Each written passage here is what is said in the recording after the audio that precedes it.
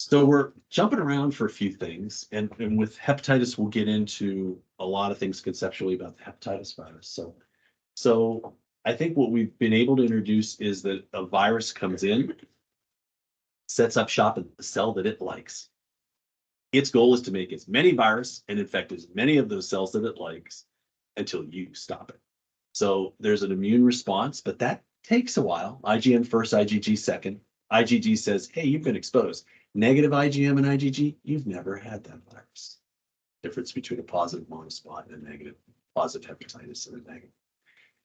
If I have to shrink that time period, I go, maybe I'll find the antigen. Yeah, that's it. I'll get the antigen before I make an antibody. That tells me I'm infected, and I can get therapy before that or prevent. And then if I go even further back, it's RNA or DNA. Okay, so all of that to talk about coronavirus. So in this particular case, coronavirus took, let's just go back into them. Let's just do it from it is the largest RNA virus. That's why you always see it. I mean, forever in the news, they always had people, and the news guy had it, and they had the coronavirus right behind him. But it is a huge virus, and it's an RNA virus. Okay. Typical coronavirus is not highly pathogenic. How many people have had a cold where you got hoarse? You had a Kelsey virus, you had a coronavirus. Because we have rhinoviruses. Boy, my nose is really running. Reovirus, boy, I have kind of a sore throat. Coronavirus, boy, they each have a tropism. They each go to different areas. So there's some people, and I remember this where I'd be sitting with a bunch of people and everybody had laryngitis. I get that. Terrible. Never got it. But it was so if you look at the common cold viruses, Rio, rhino, rhino NRO, NRO is usually more GI, but you could still get upper. And then Corona. Corona was 25% of colds. Corona is the gift that kids give you when they go, look what I got in kindergarten. And then the parents go, what the heck is it? The kid has a great immune system, but the parents go, I haven't seen this for years. And then they're flat on their back and they have the larynx and whatever. So, but that's coronavirus or Kelsey virus is 25% of our cold virus. Now, the coronaviruses that cause problems, SARS, if you remember back, it might be too far for you to remember, but coming over from, again, China and getting to Toronto and spreading through Canada, but being stopped early in the 2002, 2003, or MERS virus, which spreads all the way through the arid parts of the Middle East, which it makes you wonder with the humanitarian crisis going on, how much spread there would be if you get massive movements of population. But MERS is spread more in arid climates. So, but it's been there forever. And then you add SARS-CoV-2 or COVID-19, which is a type of virus. It's in the same family. It's Kelsey, Corona, cold virus. Okay. But its spike protein went after angiotensin converting enzyme binding sites. And the angiotensin converting is highest in the intestine, but really big in the bronchial, right there in the chest, and the nasal epithelial cells. So very different than right here. It's shot down here. Now notice as it mutates, people are saying, I have the worst sore throat. Okay, so we're seeing a different tropism. It may be going back to its wild type as opposed to its souped up type. Because I think there's still debate about where it came from. And if you worry about viral pathogens and weaponizing them, making it more tropic so it cascades all the way down and sets up shop, that's what we were seeing with the native virus or the alpha variant. And so what happens? Anytime you get a viral infection, what happens? Virus goes, I love the cell. I'm going to start making virus. Your body goes, we have been invaded. Let's start. Virus has a head start. That's why you feel crappy. Your interleukins, all this stuff, as you're signaling, you're going, I feel horrible. Because your immune system, that's what people always say to me when they get my mom says this all the time. She gets her flu vaccine because I get the flu. No, you're having an immune response to the vaccine. Because your immune system, when it gets revved up, whether it's by a protein or whether it's by an infection, roughly going to feel the same. I mean, you're going to, not florid from this, but more florid from the real flu infection. But you're gonna have those cytokines, and it's gonna make you, feel kind of crappy. But here's the interesting thing about this particular virus. So it sets up shop. So the two things that were really surprising, how infective it was, show that. And the second thing is, what populations really got the bad infection? What did the bad infection mean? Because what do we have to do? We have to kill off cells, right? I mean, we have to kill the infected cells, and we have to hope the virus doesn't get so far ahead of the immune system that you're going to die of virus. But we also have to make sure the immune system doesn't kill you, and I'll show how this works. Okay, so when we talk about immune system, there's the innate and the adaptive. And so innate is, hey, I've got my neutrophils here. Anything that comes in is going to be killed. Adaptive is, hey, I got some lymphocytes, B and T. They're going to learn this. They're going to be ready for the next one. Immunization. They're going to learn this protein. They'll be ready for the real one. Okay, so that's the innate, that's the adaptive immune system. And it takes a while to go through and get CD4 that makes the B cells, that produces the antibody or otherwise. And CD8s are going to kill the virus, the infected cells. So it does take a while. But what they found out with the alpha variant is CoV-2 can block the dendritic, which allows it even more days to get going. So in other words, the dendritic cells go, form protein in here. T cells go, thanks for telling us, thanks for bringing it to us. We'll learn this, we'll start it. It blocked some of that function. So it slowed down the antigen presenting cells. It slowed down the whole adaptive immune system start. Okay. Then there were other little proteins once it got going in the cells that it infected that inhibited different portions that basically led to viral replication. So instead of there was less antigen presentation and a ramped up viral replication. So just like we said with HIV, can you slow down the replication? Yeah, that could get somebody to the point where they live with HIV, have no copies. This was saying, can we get as many copies as possible before the immune system goes? Now, on top of that, you add who gets it? What is their age? What is the immune system function of these different age groups? Okay. It also went after CD8s and NKs and decreased them.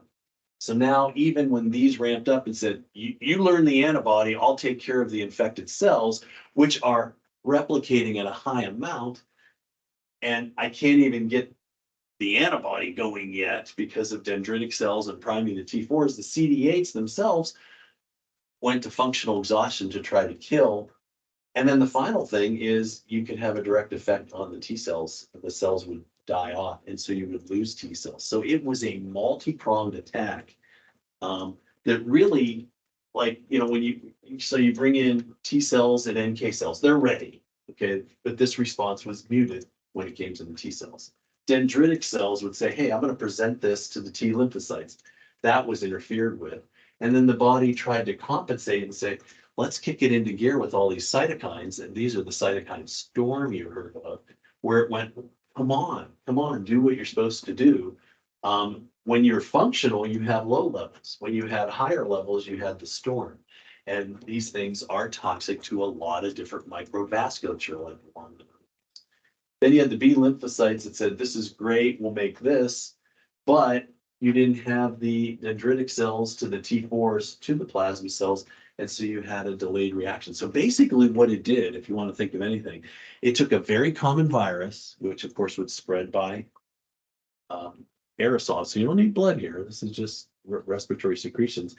And it made it faster to make copies, made it fly under the radar of the immune system, and literally stiff arm the immune system, regardless of age. We didn't even talk about age yet, about how age can do certain things to different folks.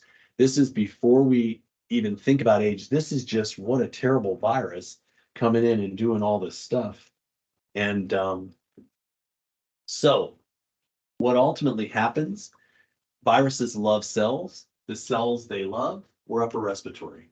Remember corona as your cold with laryngitis. That's typical corona, not COVID-2. Now what I'm hearing from COVID-2 is people say it's the stabbings to the throat. So the immune system is kind of stopping it at the tonsils. And that's what everybody always says. Why every time I get a terrible virus infection, why do I get a sore throat? Well, what's the first lymph nodes when someone sneezes your way, casually at lunch, or you breathe in stuff, that's your first immune system. So your immune system there is going to go, this is foreign. Thankfully, they're stopping it before you swallow it like an enterovirus or breathe it down like an aerosolized aerodigestive tract virus, but that's why it does that.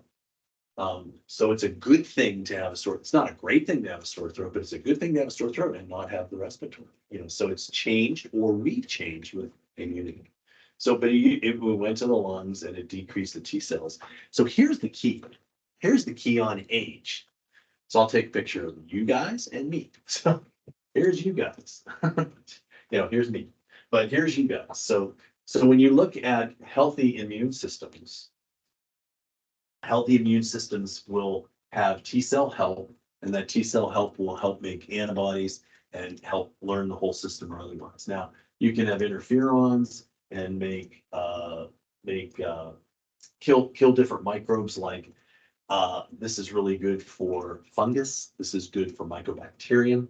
These are good for granulomas. So the T cells say, hey, we need macrophages. The macrophages will activate, eat, and kill all those particular microbes. That's great.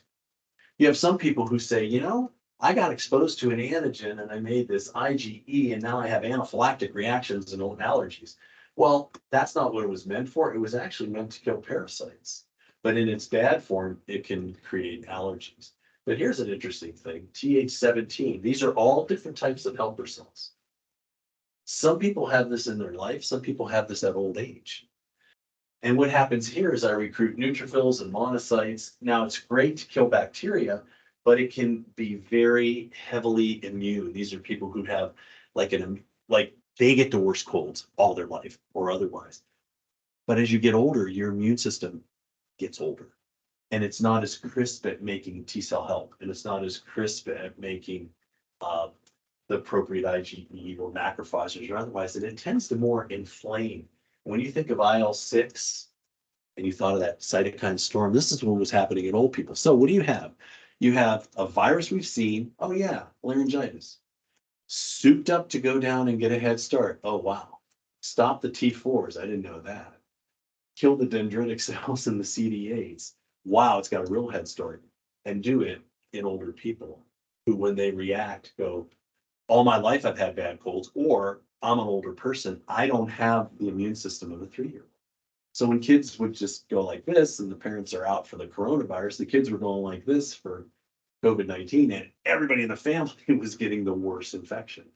So you have a whole portion of what the virus could do put on top of what the age of the person is. Now, what if you have someone who's a little bit overweight? They're more inflammatory. What if you have someone who's indoors? We don't have good air handling, and so it spreads to everyone. And so you can see how you were looking at about 10 different things epidemiologically. Who's a super spreader? Why did it spread? Were we inside? Should we eat outside? Guard grandma, we were doing all these types of things because we really were trying to put together an epidemiology of this new type of coronavirus while it was happening. We already know the old coronavirus, 25% of colds. Did you ever have one with a laryngitis? Probably had a coronavirus. Did you care at the time? No. Now, does everyone want to know what they have as virus? Yes, they do. Like we used to have a virus, oh, this is a terrible virus. Now people go, I want to know what it is. I don't know. It's metapneumovirus. I know it's reovirus. I want to know. No, you don't. So just say if it's not corona, don't care. And they'll go, no, I'm not going back to the 90s. But that's how we used to. We just would say, oh, I got a cold. That's all we'd say. Sometimes I had one person who said, I think I just had a cold, had a terrible influenza. I actually had the flu. Okay, that's one we test for. So when you think of the things that we test for flu because we know that we can't get all the flus that are bad. So we get them in cocktails 2 months ahead of time, just in case it jumps from a chicken or a fowl over to humans. And it's the one that's going to come through the cold when we're all inside watching basketball games in poorly ventilated gymnasiums, because that's what we do in the winter. and, whatever you do. And that's when we're going to be gathering together and things like that. And so you can see how it would jump from southern hemisphere to northern hemisphere depending on winter and things like that. But it's coming, and then we try to immunize you for that. So we know it's good to test for influenza A and B. Okay, you walk in and someone goes, I don't know, this could be okay. You can do a COVID too. So when you hit the door, I mean, those are significant ones for everyone around you. Now, what if it's just a regular cold virus? Well, you could do these huge respiratory film arrays, or you could say, it's not influenza A, it's not influenza B, it's not RSV, and it's not corona. What is it? It's not RSV, it's not corona, it's not influenza A, it's not influenza. I want a name. It's not a designer virus. So sorry, you got off the shelf virus. But so that's what happened with coronavirus. All those things were happening together. But here's a big thing. We were trying to figure out why people died of cytokine storm. That was the age of the person. That was the dysfunction of their immune system. That was people who said, I have autoimmune disease. I always have an area of inflammation. I have a bad arthritis. I have psoriatic this, whatever. They were people who live with high levels of these and also might be older so that they make higher level of these, or that they're that kind of reactor. And then you put a virus on top of it. So for known viral illnesses, what do? Well, we're going to talk hepatitis after lunch. We talked HIV. We know those. Those are 20, 30 years, 70, 80 years for hepatitis. So we know how to approach those. And we know how to look at T cell issues, which is like the HIV. So hepatitis is an example. We know about that. We know, you get a needle stick, sexual transmission, sharing a toothbrush with someone, sharing a razor and cutting yourself and someone is positive, having carriers who are your roommates, who you use a toothbrush, whatever. I mean, there's a lot of different ways to, but then this is hepatitis B. And there's going to be a point at times where you're not going to have symptoms. And then you're going to make the antigen, you're going to make the virus first, notice, and then you follow with your antibody reaction. And then you get rid of the virus and hopefully do not have a carrier state. So we're used to that. So if someone comes in and says, I feel really lousy, how many weeks have you felt lousy? 6 or 8? Well, then maybe I'll test you for these 2, and I'll also test you for antibodies. Because if these are negative, you haven't been exposed. If this is positive, you've just been exposed. If these are positive, you just got infected. And so we could do that. Here's Epstein-Barr. So these are the things we know. So everybody was trying to figure out, how do you test for coronavirus? Go back to the way we test for other viruses. Do we need the nucleic acid, the antigen, or the antibody reaction? How much time do we have? What are we trying to do? Okay, so here is antibody or viral level. So here is the oral, saliva, or blood virus. And you can see that you're going to be viremic first, the blacks. Then you're going to have your first IgM, your IgG for life, and some other IgGs. And your monospot will be positive in this range for IgG or IgM, but that's how you detect mono. Does anyone sit there and say, I want to get the virus? No, they go, you're a sick kid. If these are negative, go back to school, you're lazy. No, but if they're positive, you have mono, stay home. No one sat there and said, who could he or she have spread it to? And that's a difference in the way we test for mono. HIV. We know it's blood, so we know what people are going to get it. We know that there is a virus and the antigen all together, and we know the T4s can go down if untreated, and we know the antibody can go up till there are no T4s, then everything goes down and the virus goes back up. So we know how that was. So now we sat there and said, all right, well, this is HIV again, showing you the RNA first. These are days following. The first of the P24 and the first of the antibodies. You can see there's a window period where you're negative for your response, but you're positive for virus. We always talk about that. And then the constitutional symptoms, you just saw this one. So people said, well, what do we do for COVID-2? Nobody do anything. Really? No NFL football? No, nothing. Everybody's stayed in. But if you were looking at like the Great Barrington Declaration, which a lot of scientists, they said, protect the older people, let the younger people work through even the alpha variant, and let's look for testing. And they were more like, get on with life. which was a really interesting, I mean, I think it was a really good point. Because I think right now, unfortunately, the healthiest people who would have been there are suffering the biggest long-term deficits of not seeing other people. That's totally unrelated to immunity. It's just related to life. But anyway, we're trying to figure out, okay, what happens? So here's days. Antigen up, viral. So you have antigen, you are shedding it way before you make antibody, a couple weeks out. So where are you most infected? Right here. How can I tell that you're infective? It can be by this. Mono, I would say take a break. You probably still have some, because if you went back to mono, even though you have the antibody, you're still shedding stuff. So it's like, stay home, don't share anything with people who've never had mono, whatever. Okay, that's fine. But you don't have that luxury here. It's so short. So remember, it's going to go ballistic in the sense of making copies. It's going to keep your immune system down, so you're not going to make antibodies. And even though you make them, you're making them after your infected period. So if you look, here's your asymptomatic stage, and this was your window. Then you start to get onset, and you might have some IgM, but the patient's going to recover by the time you get that. And here's your IgG, and here's your IgM. So this is your immune response, but it's way after, the potential for infection. And so you have a big window period, roughly. And if you looked at it here, here's your disease with the SARS-CoV. So you had a run up, and then you had to, detect. So if we talk virus, a lot of other places, people always say, give me the nucleic acid, the antigen, or the antibody. You notice how we didn't really talk a lot about antibody with SARS-CoV-2. We still don't. Very interesting. So, so here is again PCR-based tests or antigen. What's the difference? What's the protein? Which one's the protein?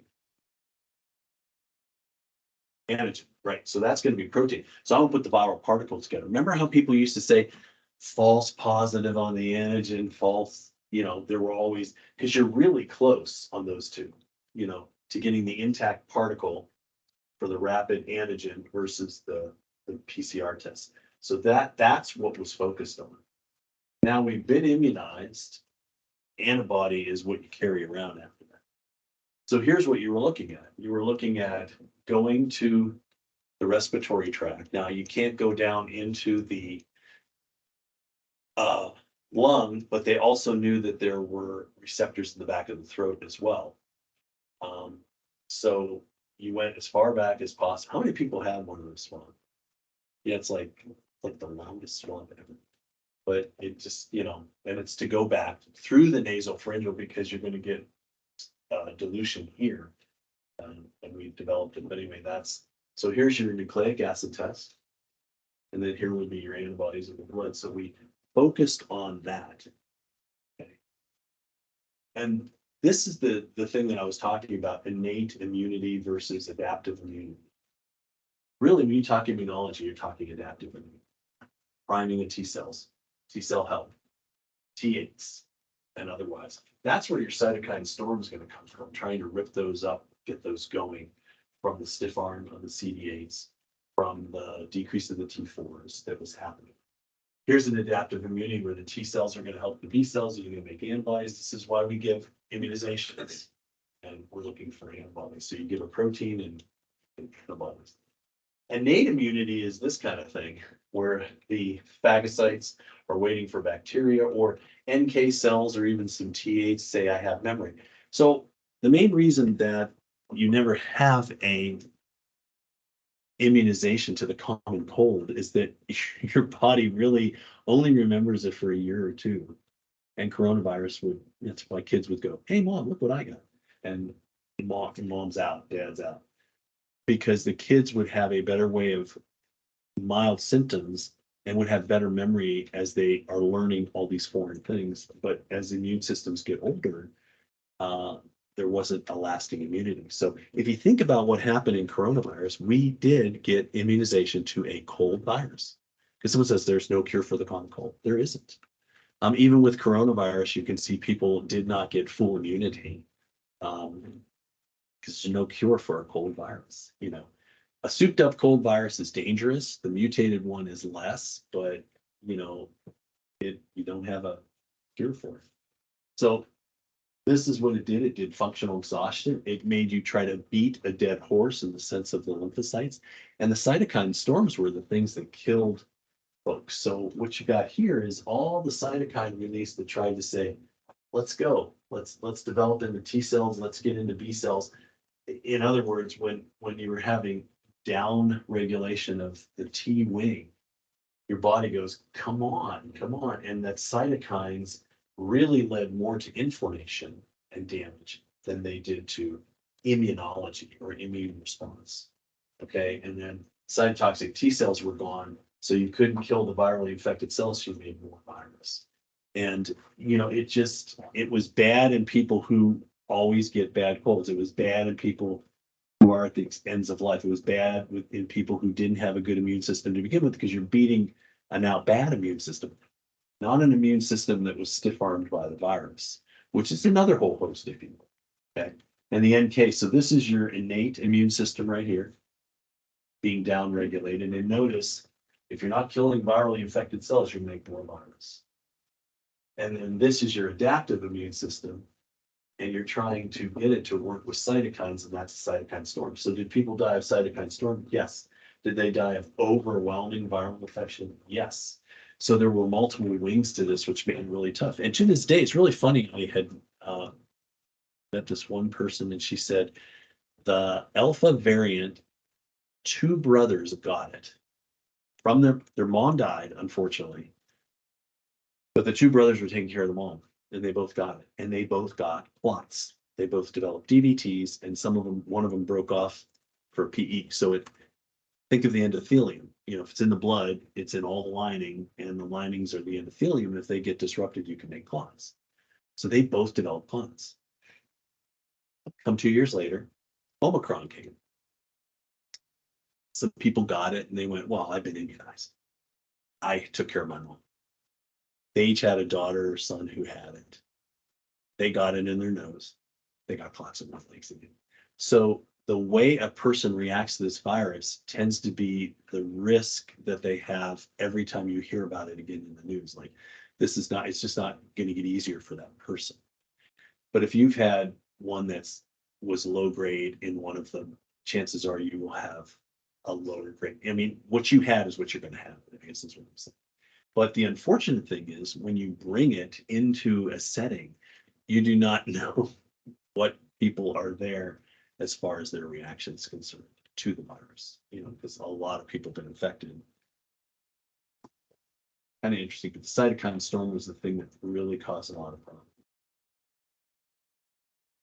In children, it became just a viral illness, and many of them, seroconvert by their 4th birthday to coronavirus anyways. I mean, they get a cold, Kelsey virus, and many of them did. Here's what kids got. We saw a lot of this in the first wave, I think even in the second wave. Multi-system inflammatory syndrome. So they got over it.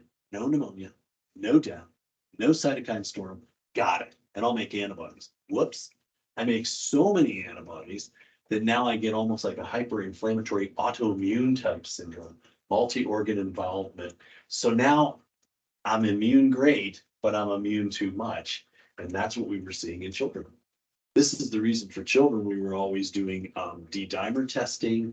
We were doing a lot of different things in them. And it was children all the way up to teenagers. So children in general had resistance, but they have a different level of ACE2s in their system, different numbers of cells that could get infected, so different numbers of factories, different amount of virus. And this is all retrospective. As it was happening, we were wondering, why are they okay? And then, of course, you had teenagers and immunizations and things like that. You wondered about what was immunization caused, but this is disease caused, and it was the MISC. So again, we always show pictures. Like I said, they're always, always look like this. And we see what the viruses look like. It's a big one. There's a spike protein. So how do you go after components of this? Well, active immunity, you make the antibody. passive immunity. Well, let's start there. That was convalescent plasma. So what did I do there? What do we do there? We basically said, patient made immunoglobulins. So if we give them to someone who has a lot of virus, maybe that immunoglobulin will be specific for the thing and specific for the virus. And as soon as it comes out to go to another cell, blocked. So in other words, before we had immunization to make immunoglobulin from a patient active, we had passive and said, well, if this person, survived, then maybe that would, that would too. Do you remember the Ebola scare that was in Liberia? And do you remember the physician who came back and at a couple points he did donate his plasma to other people who were involved in that? That's the same idea, the passive immunoglobulin, the idea that you can't immunize against such a tough virus. You can't do it real time, but someone who makes it over must have some magic idea of making the antibody and getting over it. And perhaps their antibody could be given to someone else. So it's like giving IVIG, giving specific immunoglobulin. Anybody hear of varicella immune globulin? Have you ever heard about it? Have you ever heard about the varicella vaccine? Right, shingles? And you're not over 55, you don't care. You don't watch that part of the news. You probably don't watch the news because you're not over 55. But because my wife goes, do you want to get the shingles vaccine? I said, are we really old? Wow.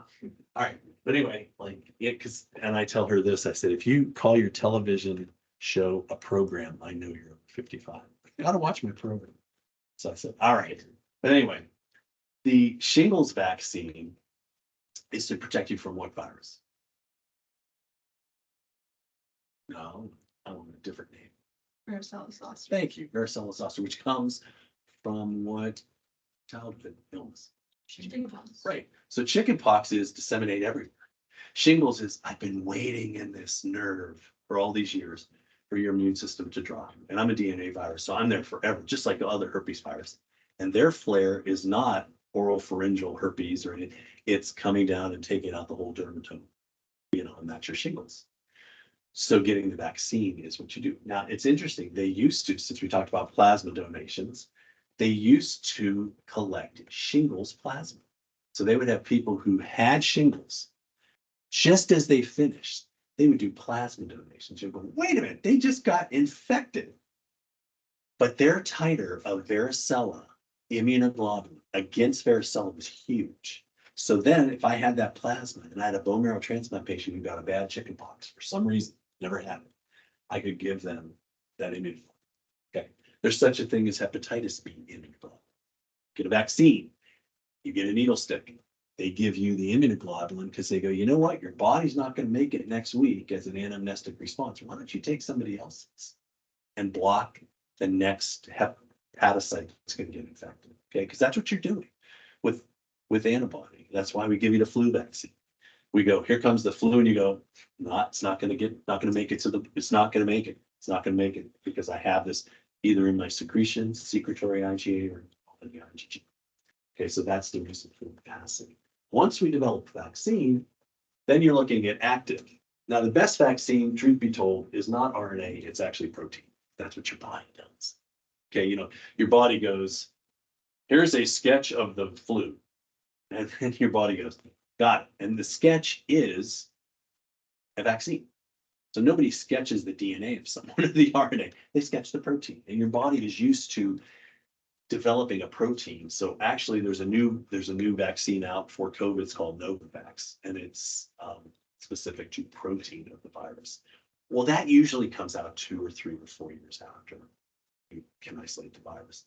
This was an emergency release and investigational drug because all we had was RNA technology. You didn't make the protein, but your best active immunity is protein. Things that go in your skin that you react to, protein from viruses, E24 antigen from HIV, hepatitis B surface antigen, those are proteins. And your body makes antibodies against them to protect you. So that's the vaccine. That's what that is. And so here is what we see in COVID nowadays. When you look at therapy over. So we knew there was PCR detection.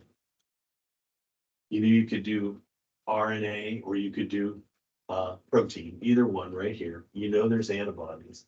And of course, you have the infective stage. Now it's 2, 3, 4, 5 days. It's supposed to a couple of weeks.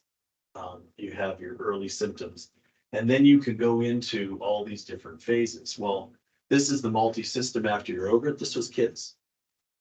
Secondary infection, well, I got a bad virus and now I got bacteria that got down as a pneumonia. That's how people died there. And then the early inflammatory. So each of those stages actually gets certain types of treatment depending on where you end up.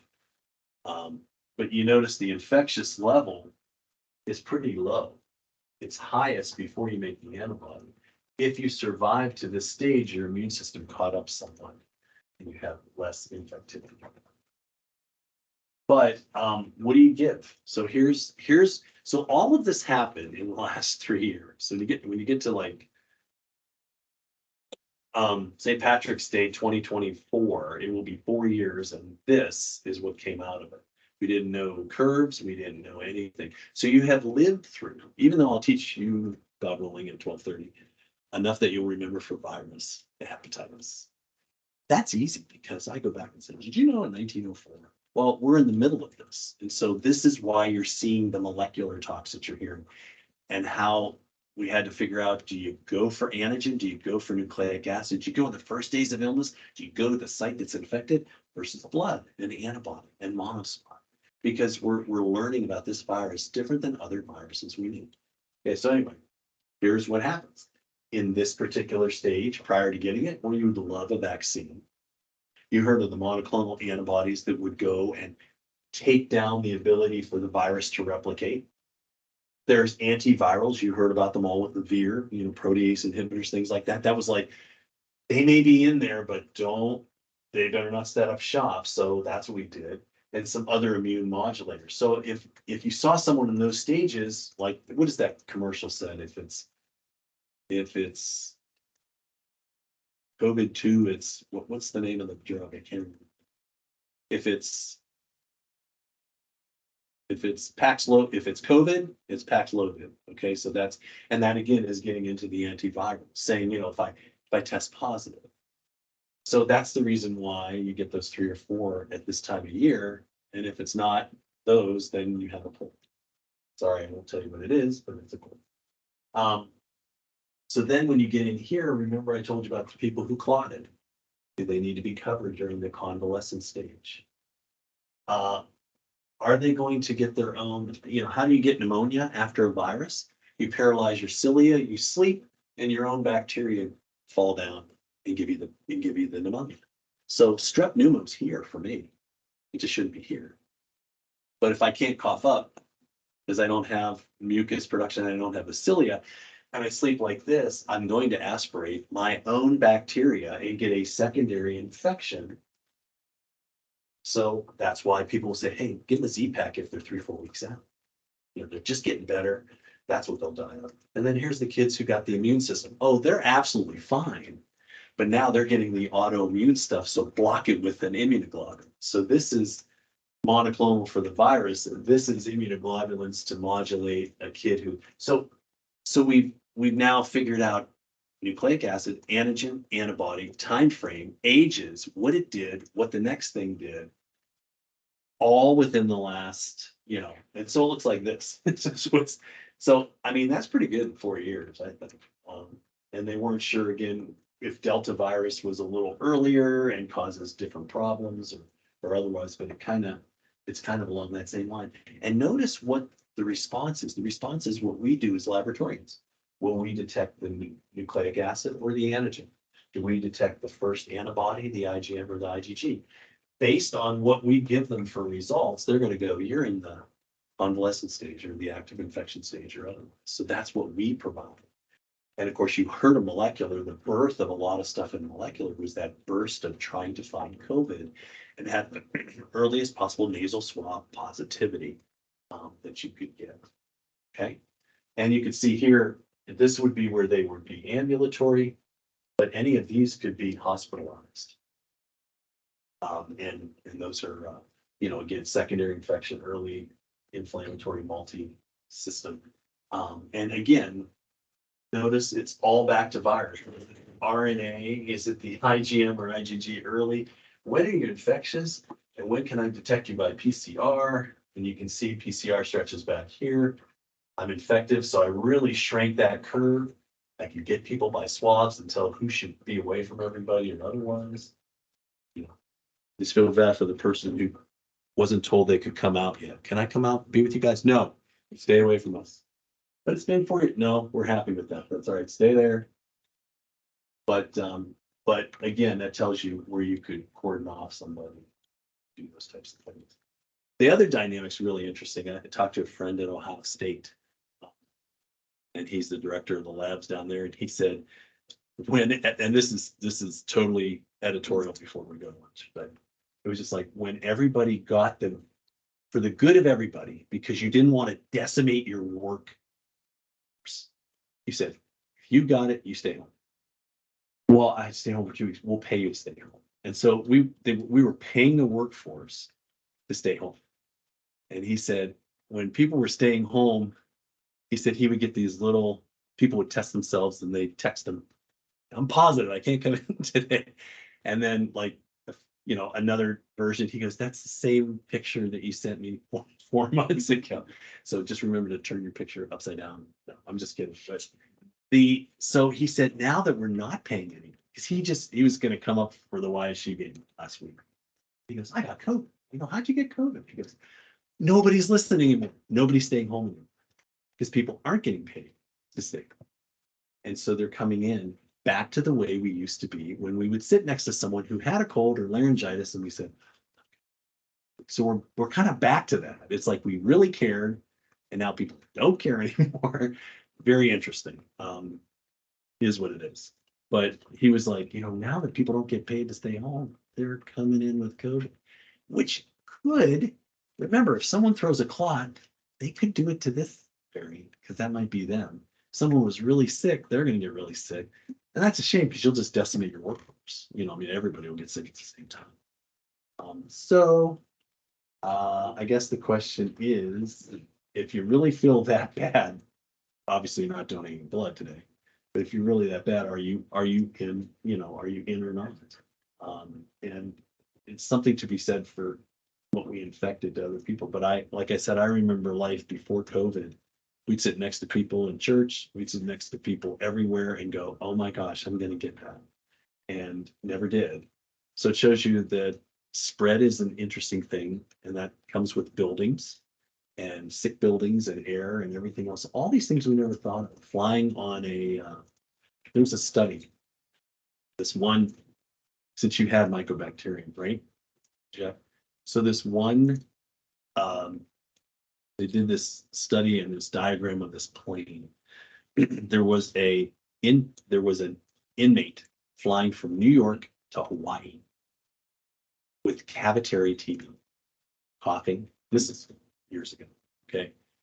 And they showed where he sat and how the air flowed. And then they tracked the number of PPD positive people on the plane who got exposed to him because the air went out from, I don't know if he was in probably wasn't first class, but if he went out from first class and it went back and got delivered back without filters way back there. So, all to say that we've hit some things, but we really haven't done the airflow thing anymore. There's still the possibilities to, so it's really funny where you get infected and where you don't. But anyway, they did a thing on the plane and they just showed all the people who didn't come with symptoms, but came with PPD positive after he was discovered upon Hawaii 6 hours later, whatever, in the flight.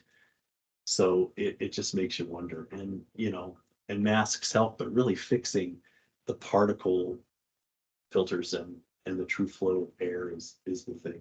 So we've done a lot for the individual patient, but we still haven't done a lot for like this room that they're in or things like that. So those are interesting things.